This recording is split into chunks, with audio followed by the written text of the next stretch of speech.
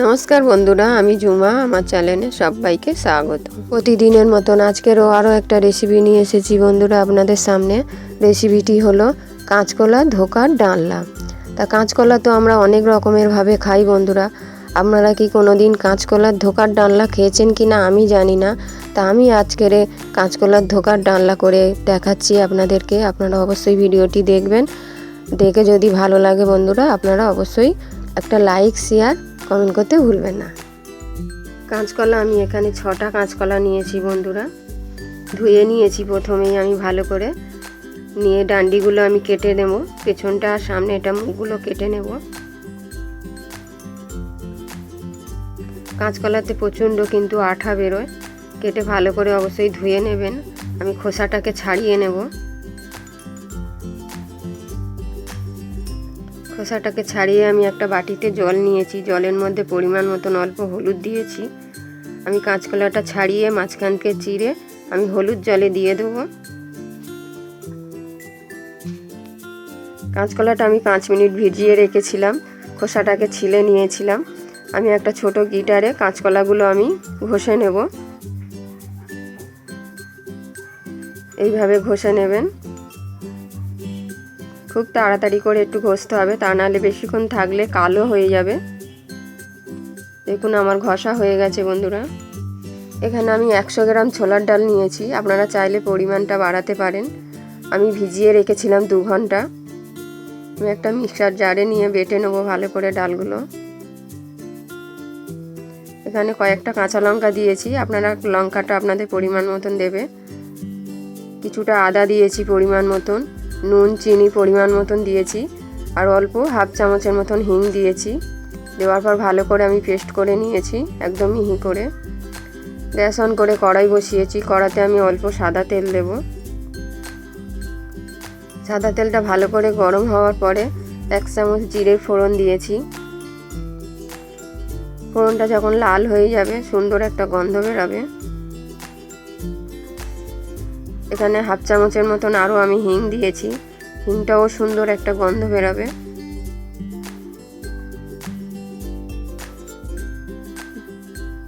অল্প পরিমাণ হলুদ দিয়েছি, অল্প পরিমাণ লঙ্কার গুঁড়ো দিয়েছি।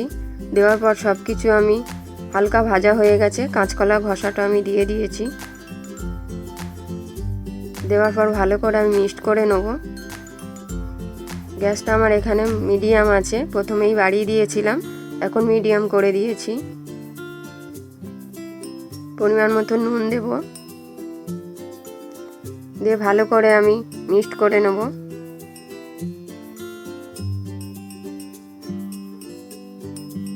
ভালো করে নাড়াচাড়া করার পর দেখবেন কাঁচকলাটা মিক্সড হয়ে যাবে, জল বেরিয়ে যাবে। আমি এখানে কিছুক্ষণ ঢেকে দেব। আমি একদম কমিয়ে কাঁচকলাটা ঢেকে রেখেছিলাম। দেখুন একদম কিন্তু কলাটা সেদ্ধও হয়ে গেছে, নরমও হয়ে গেছে। ভালো করে আমি নাড়াচাড়া করে নেব।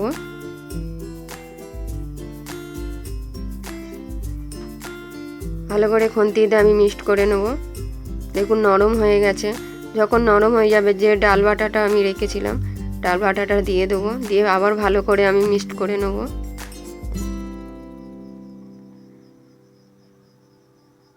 সুন্দরভাবে কিন্তু মিক্সড করতে হবে ডালটার সাথে।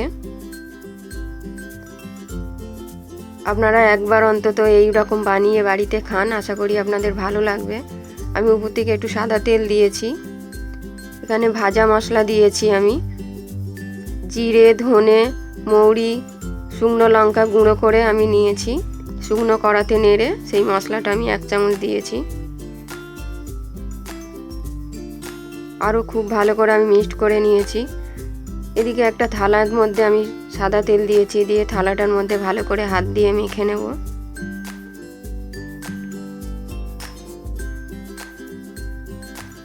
খুব ভালো করে মাখা হয়ে গেছে।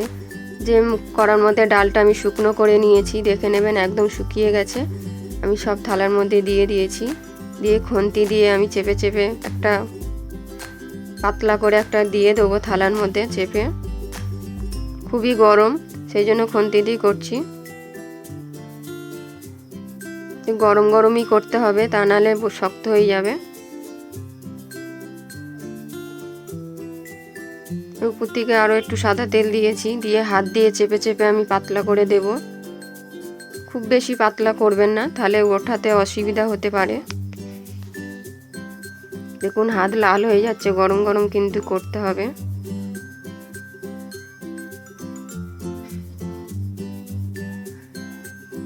আমি চেপে চেপে দিয়েছি সাইডগুলো।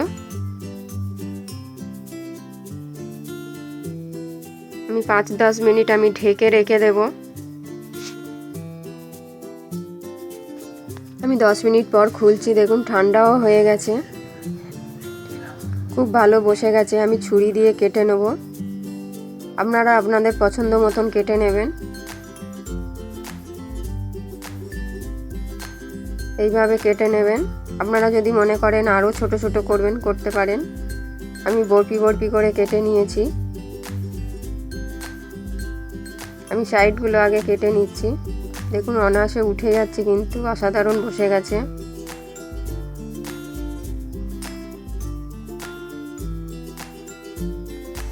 এই কাঁচকলার ধোকা কিন্তু দারুণ হয়েছে খেতে, অসাধারণ। একদম নিরামিষভাবে করেছি বন্ধুরা। মাছ মাংস ফেলে কিন্তু ধোকার ডালনা খেতে খুবই ভালো লাগবে। আমি কড়াটা পরিষ্কার করে গ্যাস অন করে কড়াতে সাদা তেল দিয়েছি। এদিকে তেলটা গরম হতে হতে আমি পুরো বরফিগুলো কেটে নেব।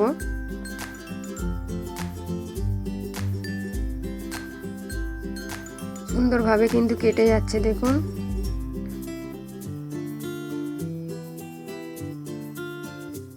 খুব সুন্দরভাবে কিন্তু উঠেও গেছে। তেল এদিকে গরম হয়ে গেছে, গরম তেলের মধ্যেই আমি সব ধোকাগুলো ভেজে নেব।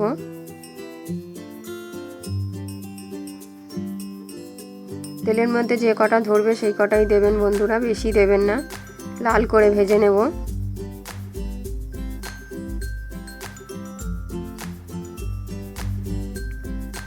উল্টে পাল্টে আমি এইভাবে ভেজে নেব সব কটা।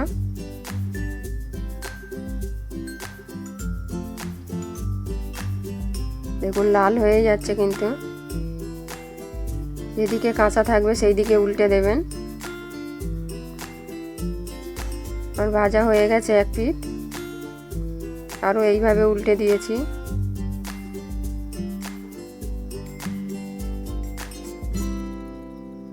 দেখতে কিন্তু অসাধারণ লাগছে।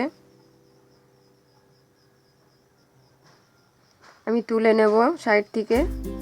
তেলটাকে ঝরিয়ে ঝরিয়ে তুলে নেবেন অবশ্যই। সবগুলো ভেজে নিয়েছি বন্ধুরা, দেখুন দেখতে কিন্তু খুব ভালো লাগছে। একই তেলের মধ্যে আমি শুকনো লঙ্কা, তেজপাতা ফোড়ন দিয়েছি, গোটা গরম মশলা, এলাচ, দারচিনি আর লবঙ্গ,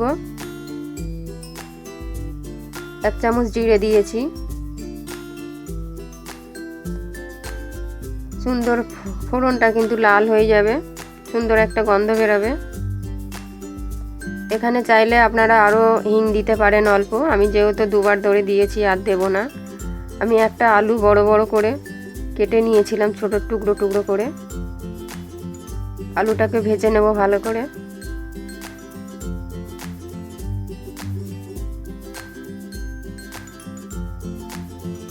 আলুটা প্রায় লাল হয়ে এসেছে, দেখুন। আলুটা যখন লাল হয়ে যাবে তখন পরিমাণ মতন হলুদ দেবেন। হলুদটা দেওয়ার পরও আরও কিছুক্ষণ ভেজে নেব। আমি 1 চামচ জিরের গুঁড়ো দিয়েছি, 1 চামচ লঙ্কার গুঁড়ো আর পরিমাণ মতন নুন, লাল লঙ্কার গুঁড়ো, 2টো টমেটো দিয়েছি কেটে।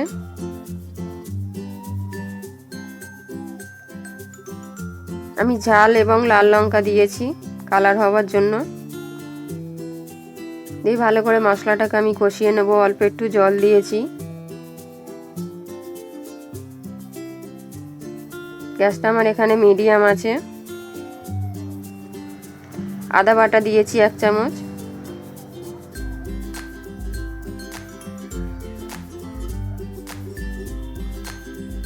দিয়ে ভালো করে আমি নাড়াচাড়া করে টমেটোগুলো আমি খুন্তি দিয়ে গালিয়ে দেব।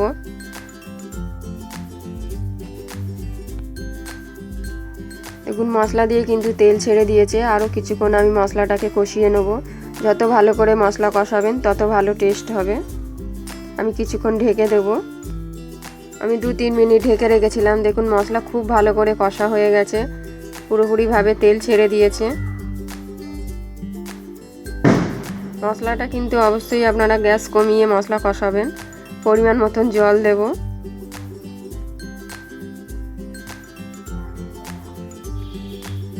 ভালো করে আমি নাড়িয়ে দেব।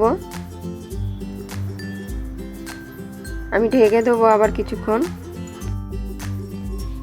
আমি 5 মিনিট ঢেকে রেখেছিলাম। গ্যাসটা মিডিয়াম ছিল, আমি এখন বাড়িয়ে দিয়েছি। অল্প একটু চিনি দেব, নুন চিনি লঙ্কা আপনাদের স্বাদ অনুযায়ী দেবেন। আলুটা সেদ্ধ হয়ে গেছে, এবার আমি ধোকাগুলো ছেড়ে দেব।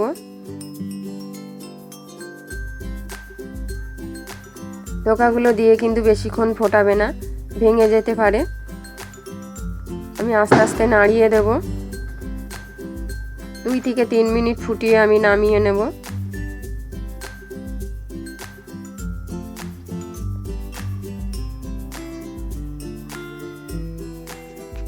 বন্ধুরা, আমি গরম মশলা গুঁড়ো দিয়েছি, দেখাতে মিস করে গেছি। উপর থেকে আমি ধনেপাতা দিয়ে দিয়েছি। আপনারা পারলে ঘিও দিতে পারেন।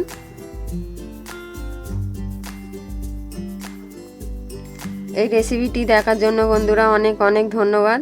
আর দেখে যদি ভালো লাগে একটা লাইক, শেয়ার, কমেন্ট করতে ভুলবেন না।